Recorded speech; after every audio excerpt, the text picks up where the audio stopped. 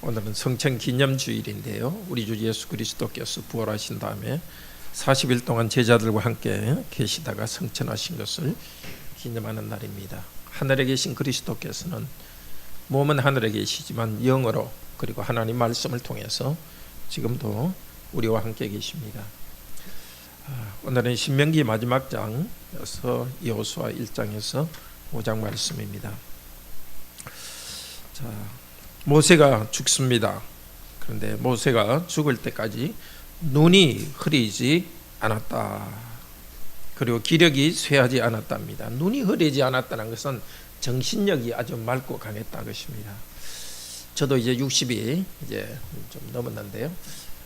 마음속에 소원이 그것입니다. 하나님, 제가 천국 갈 때까지 정말 정신이 말짱하고 또 육체적으로도 강해서 하나님 주신 사명을 끝까지 하게 해 주세요. 그냥 어떤 은퇴했다가 해가지고 그 후에는 그냥 놀고 먹는 것이 아니라 끝까지 하나님께서 이 은혜를 주셔서 사명을 다하게 해달라고 기도합니다.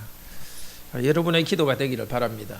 지금 힘들더라도 하나님께서 모세와 같은 은혜 주시기를 기도하기를 바랍니다. 하나님께서는 다음 세대를 이어가십니다. 9절에 보면은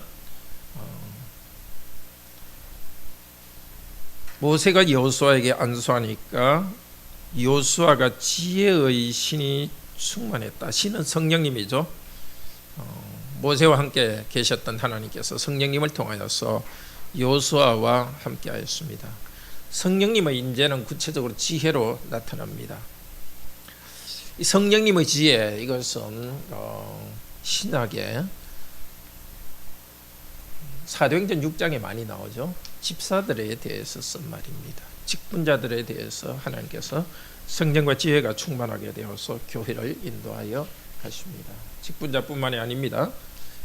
예수 그리스도를 고백하는 우리 모두에게 성령님이 계시고 성령님과 함께 지혜가 있습니다. 자, 여호수아 1장은 신명기 마지막 장과 겹칩니다. 여호수아 1장은 모세가 죽은 후에 이렇게 말합니다. 이 한마디 말 속에 이스라엘 백성의 그 난감했던 마음이 들어있죠.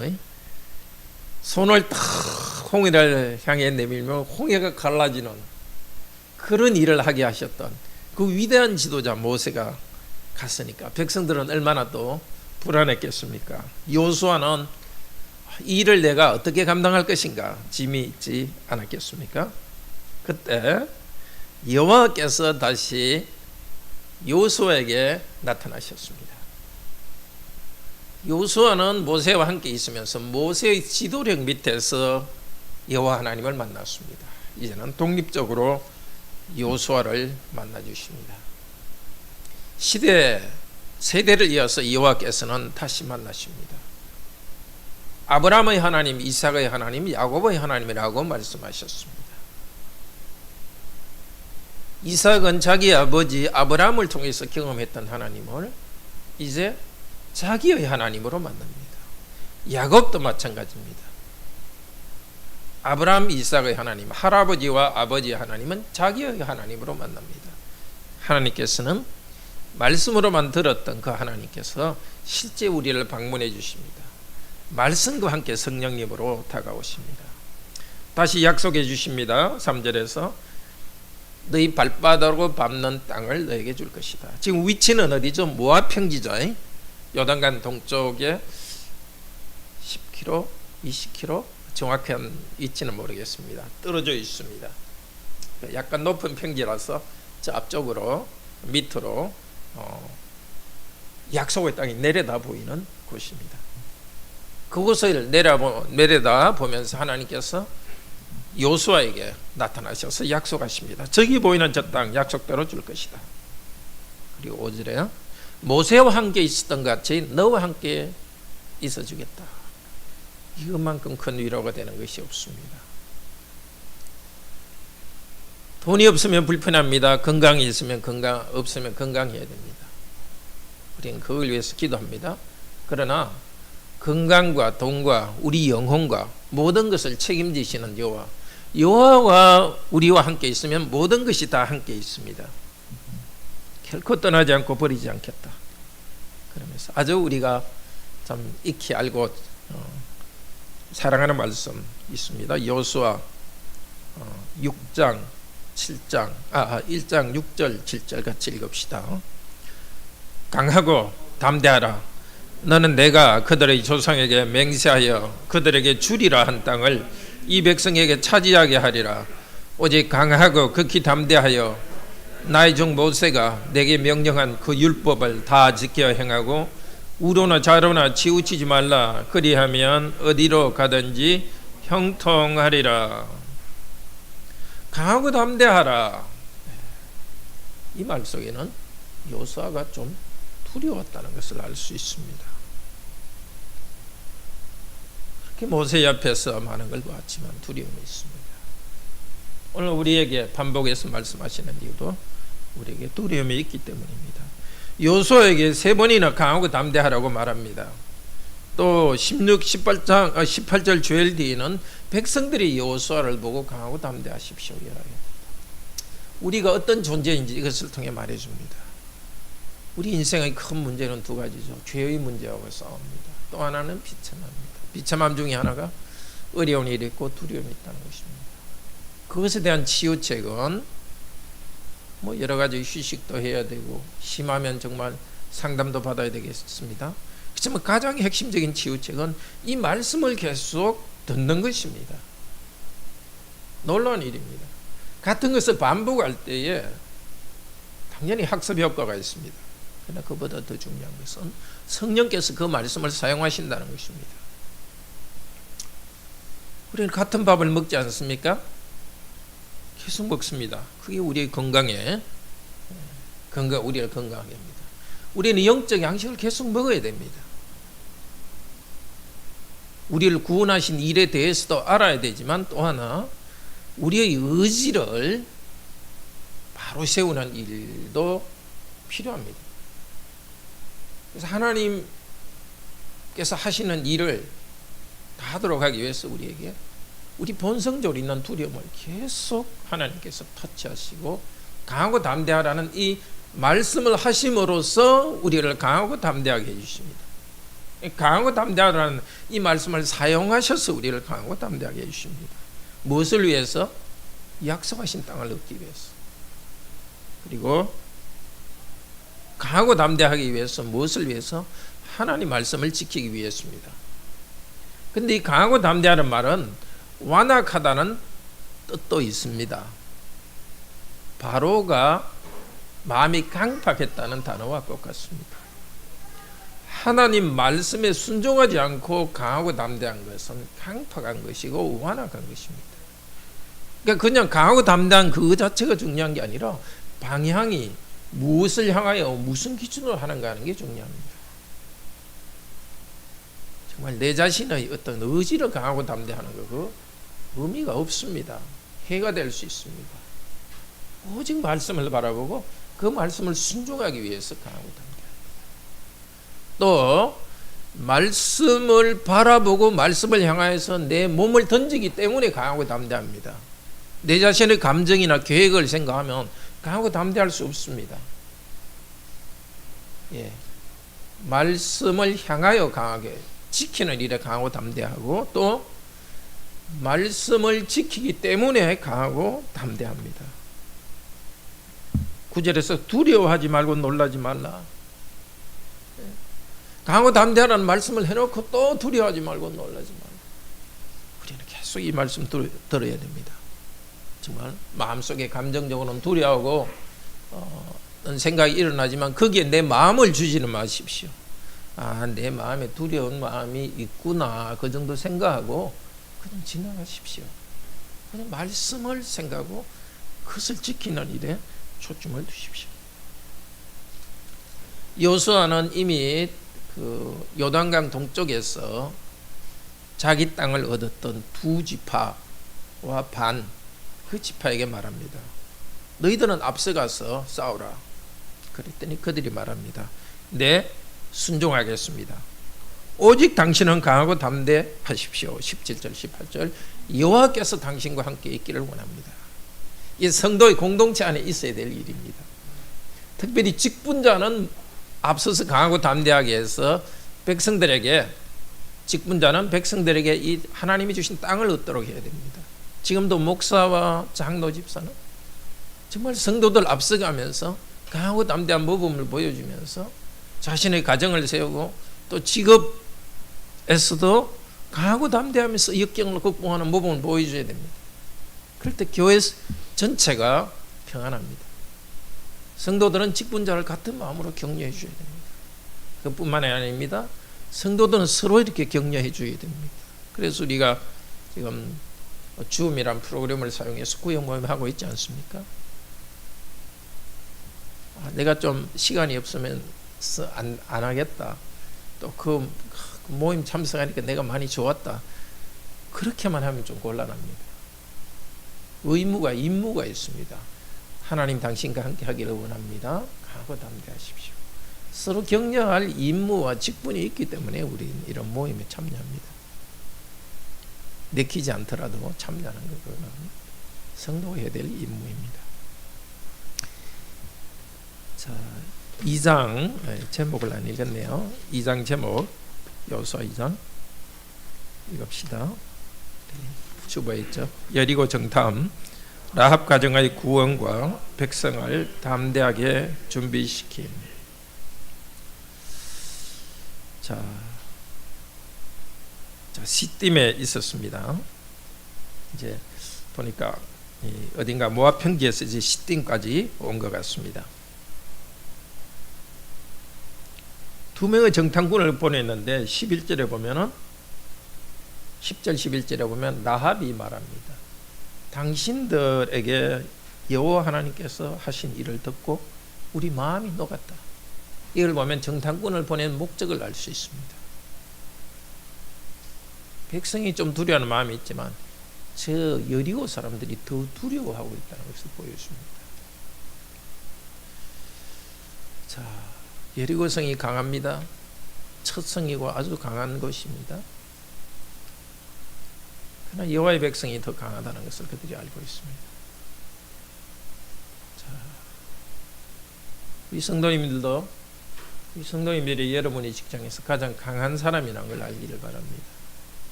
CEO 사장님보다 여러분이 더 강하고 여러분의 상관보다 여러분이 강합니다. 여호와 하나님께서 함께 계셔서 가장 강하고 담대한 사람으로 만들어 주었습니다. 하나님께서는 그들에게 여러분을 향한 두려움이 있게 만드십니다. 마치 여러분이 약자처럼 그렇게 좀 뭐랄까요? 너무 좀 자신을 낮게 그렇게 보지 마시길 바랍니다. 좀 가진 자의 여유를 좀 보여주시면 좋겠습니다. 놀랍게도 하나님을 고백합니다. 그리고 라합은 결심했습니다. 기생이었지만은 쭉 일어난 일을 쭉 보면서 내가 도대체 어떻게 해야 되겠는가? 이 민족, 내 민족, 여리고 사람들과 함께 내가 멸망할 것인가? 아니면 내가 살 길을 찾을 것인가? 민족을 배반했다고요? 참 생명을 그녀는 택했습니다. 그리고 말합니다. 13절에 내가 너희를 선대하였은즉 착하게 대했으니까 너희도 나를 선대해라고 정탐꾼에게 말합니다. 우리 가정기도문 읽으셨죠? 이 선대하다는 것이 무슨 단어라 했죠? 은혜롭게 대했다, 자비롭게 대했다. 그 히브리 말로 헤셋, 그 언약의 사랑을 베풀었다 뜻입니다. 자, 그러니까 그렇게 하겠다 하면서 14절에 정탐꾼들이 말합니다. 14절 제일 뒤에 보면은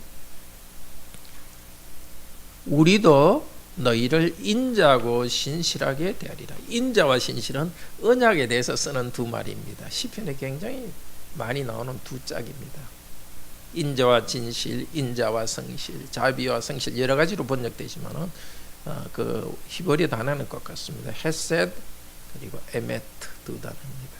인자는 하나님께서 무조건적인 은혜를 베푸신 것을 말하고, 이 진실은 사실은 신실하다는 뜻입니다. 한 번 베푸신 은혜를 계속한다는 겁니다. 이 두 단어는 그 조약을 맺는, 계약을 맺는 당사자들끼리 지켜야 될 사항이지만, 이 전체 신약의 구약의 이 흐름에서 볼 때 여호와 하나님께서 백성에게 언약 맺으시던 그것이 더 큰 그림입니다. 여호와 하나님께서 언약에서 인자와 신실을 베푸셨기 때문에 이제 그 라합은 자기의 그 멸망하는 자기 민족을 떠나서 하나님의 언약 백성으로 들어오고 있습니다.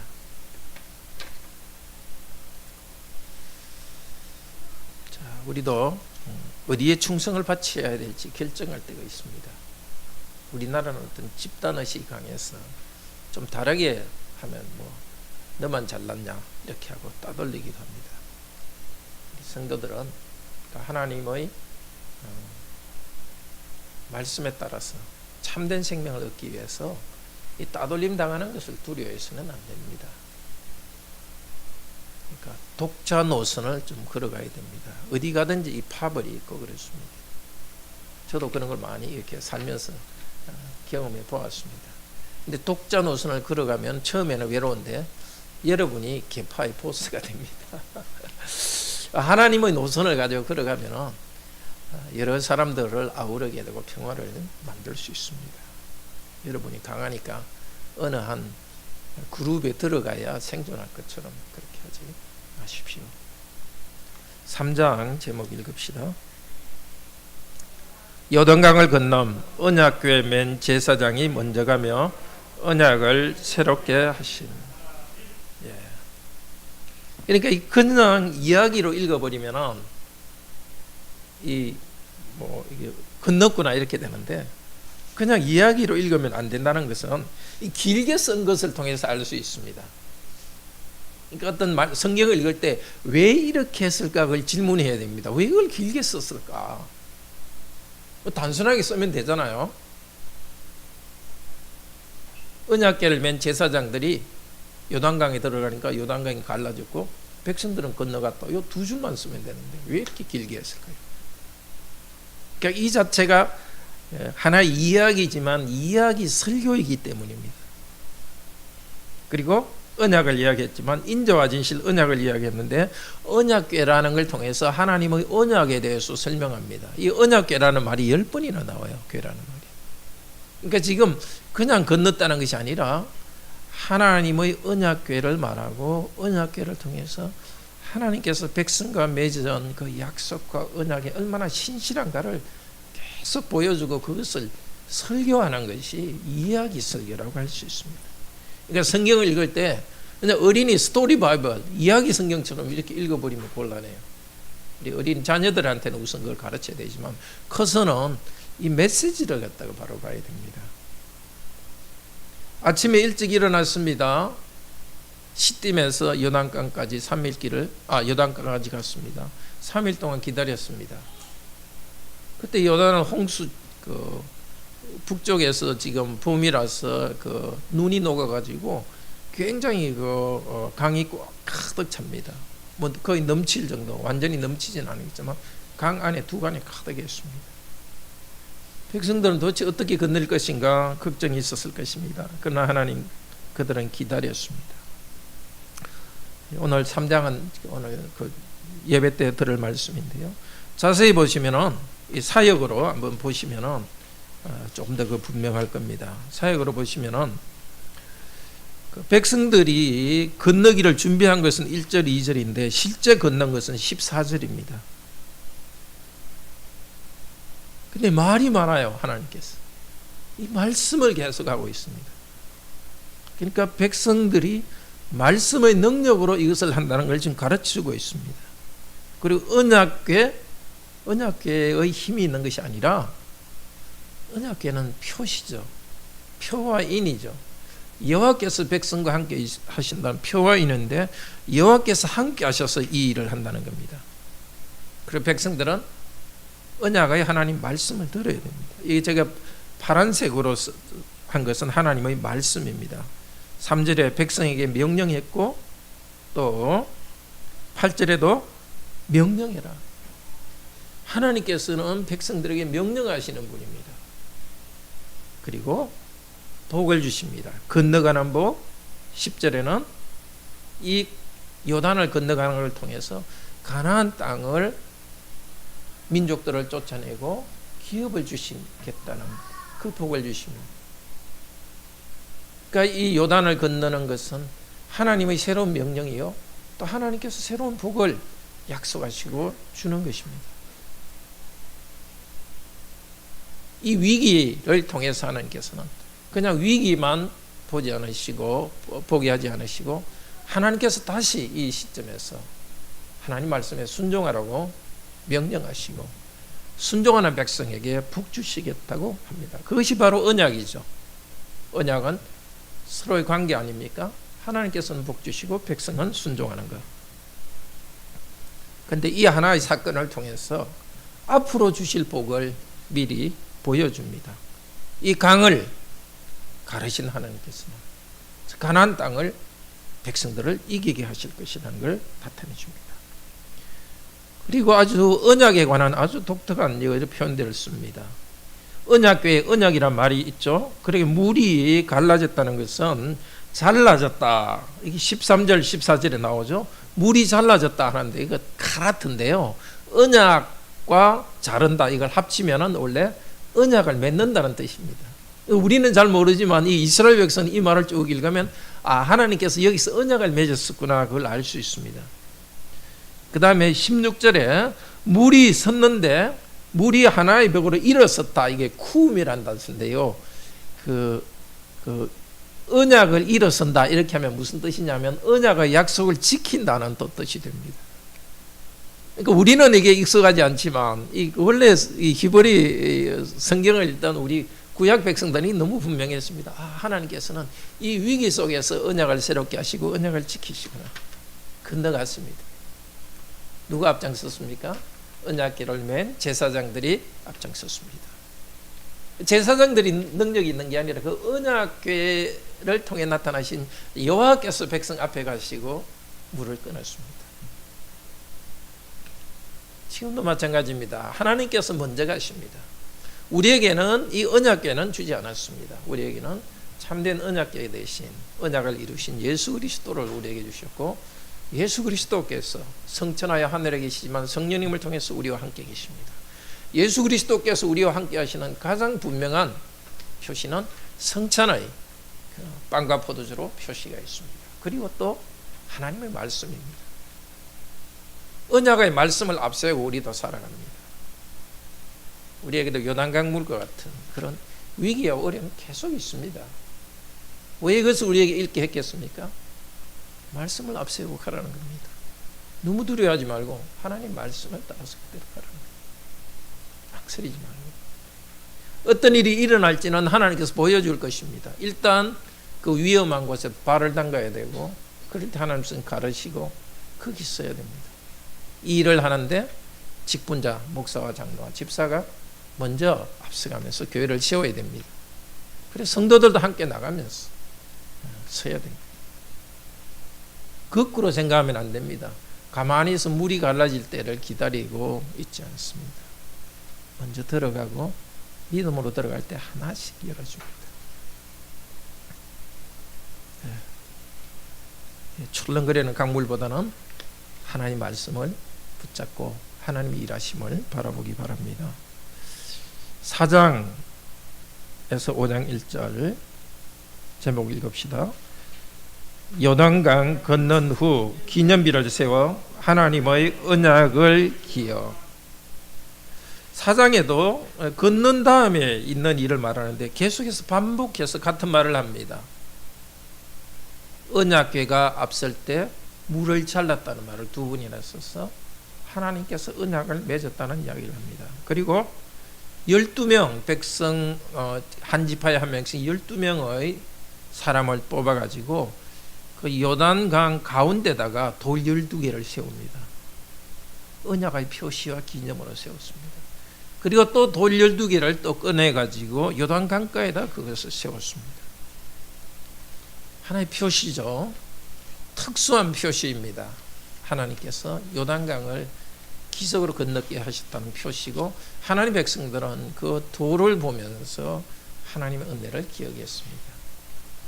그럼 반복되는 표시는 아닙니다. 반복되는 기적은 아닙니다. 그러나 하나님께서는 반복되는 표시로서 언약궤를 주셨고 언약의 말씀에 순종하도록 했습니다.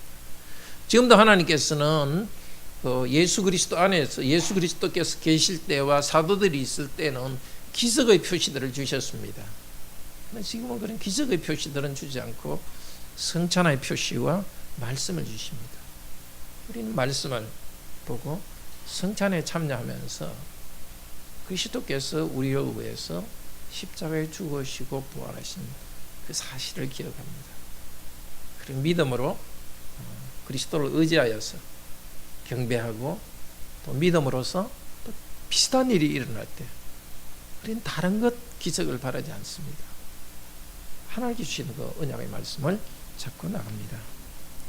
5장 제목 읽읍시다. 할례와 유월절 언약 백성의 믿음을 새롭게 함.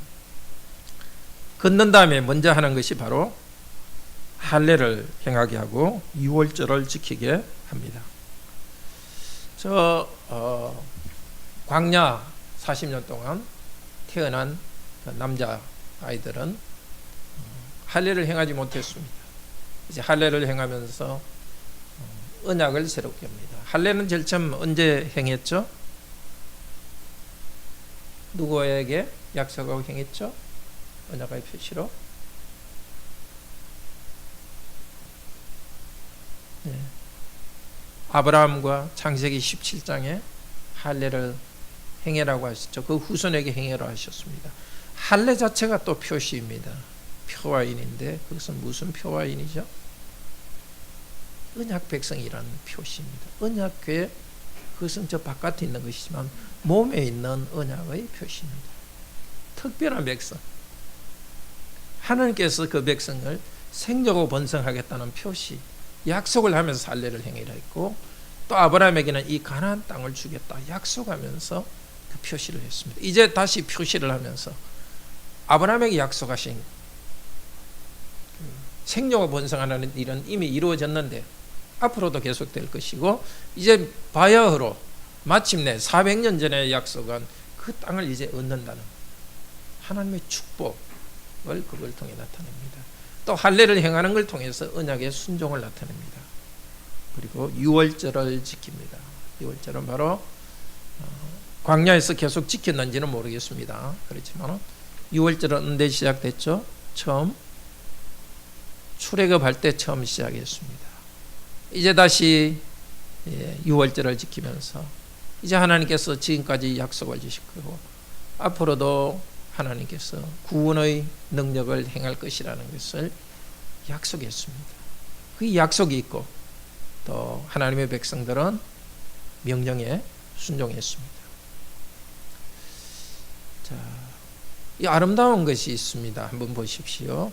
전에 유월절을 지키고 40년 전에 홍해를 건너서 이집트에서 완전히 벗어나서 40년 동안 하나님의 인도를 받았습니다. 이제 거꾸로 요단강을 건너고 다시 유월절을 지킵니다. 그때 홍해를 건넌 것은 해방의 표시였습니다. 지금 요단강을 건넌 것은 새 땅에 들어가는 표시입니다. 앞으로 이스라엘 백성에게 요단강을 건너는 같은 그런 기적들은 자주 나오지 않을 겁니다. 그렇지만 할례와 유월절의 표적은 계속 있을 것이고, 하나님께서는 특별한 기적을 보이지 않더라도 일상적인 가운데서 기적을 주실 것입니다. 먹고 살도록, 전쟁에 나갈 때 싸워 이기도록 하나님의 그 약속이 있습니다. 그리고 여호수아가 13절에 보면은 여리고에 가까이 갈 때 어떤 사람이 칼을 빼어 손에 들고 있습니다. 그래서 여호수아는 누구죠? 이스라엘 백성 전체의 총사령관이니까 도대체 너는 누구냐? 물으니까 뭐라고 이야기해요? 14절에 나는 너보다 높은 사람이다. 이렇게. 나는 여호와의 총사령관이다. 천사죠. 엎드렸습니다. 무슨 말씀하려 하십니까? 내가 선 곳은 거룩하니 신을 벗으라. 누구에게 하나님께서 하신 일이죠? 오래전에 모세에게 하신 일입니다. 천사가 불꽃 가운데 나타났고 모세는 자기 얼굴을 가렸고 내가 선 곳은 거룩한 것이니 내 발에 신을 벗으라. 왜 이곳이 거룩합니까? 이 땅이 음행과 폭력과 우상숭배가 가득한 곳이지만 하나님께서 이곳을 청소하실 것입니다. 하나님께서 함께 하시기 때문에 거룩한 것이고 거룩한 하나님의 백성이 사는 곳이기 때문에 거룩할 것입니다. 여호수아는 자기가 총사령관이라고 뽐내서는 안 됩니다. 여호수아는 하나님의 뜻을 받들어서 거룩한 땅에서 엎드려서 하나님의 일을 해야 됩니다. 전체 큰 이야기를 한번 생각해 보십시오. 출애굽기 3장에 모세에게 나타나서 이 땅을 백성을 구원하라 했습니다. 그런데 오늘 제일 뒷부분에 여호수아에게 나타나서 신을 벗으라 했습니다. 자, 그 다음에 유월절을 행했습니다. 좀 전에 유월절을 행했습니다. 이스라엘 백성이 홍해를 건넜습니다. 요단강을 건넜습니다. 이렇게 성경 안에 이렇게 대칭으로 이렇게 이야기할 때가 많아요. 이걸 갖다 영어로는 키에스무스라 그러고요. 대칭구도 거울에 딱 비추면 이렇게 대칭으로 되듯이 이렇게 한 이유는 전체 이야기를 기억하기 쉽도록 한 겁니다. 그런 것도 잘 알면 성경 스토리를 이야기를 머릿속에 넣고 암기하는 데 좋고 자녀들에게 그런 것 좀 가르치십시오. 성경 전체를 기억하는데 쉽도록 하기 위해서 하나님께서 일부러 그렇게 했습니다. 기도합시다.